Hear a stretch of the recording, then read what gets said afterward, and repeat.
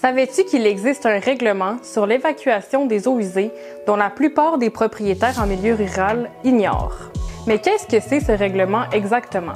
Dans cette vidéo, je vais t'expliquer tout ce que tu dois savoir sur le règlement du Q2R22 qui encadre les systèmes d'évacuation et de traitement des eaux usées des résidences isolées au Québec. Que vous soyez propriétaire ou futur acheteur, ces informations sont cruciales pour te protéger, toi et ton investissement.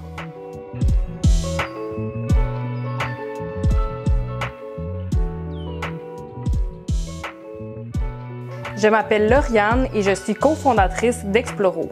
Notre rôle est d'aider les propriétaires de maisons en milieu rural à protéger et gérer efficacement leur approvisionnement en eau. D'ailleurs, nous t'avons créé une liste de 10 vérifications à faire à la maison pour savoir si tu as un problème lié à ton eau. En passant, ce guide est gratuit et il se trouve dans la barre de description. Voici ce que tu dois savoir. Premièrement, qu'est-ce que le Q2R22?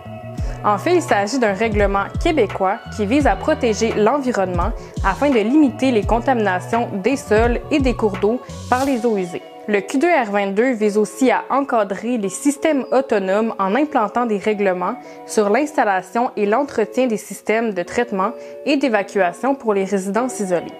Et à qui s'adresse le Q2R22? Le règlement s'applique à tous les propriétaires de résidences isolées au Québec qui sont hors des réseaux d'aqueducs municipaux. Voici tout ce que tu dois savoir sur le Q2R22. Premièrement, quelles sont tes responsabilités? Il est obligatoire d'obtenir un permis pour installer ou modifier un de tes systèmes. Tu dois également respecter les normes d'installation et ceux de rejet des eaux usées, car il est interdit d'évacuer les eaux usées dans l'environnement. Pour connaître tes responsabilités plus en détail, je t'invite à aller lire le Q2R22 qui se trouve en barre de description.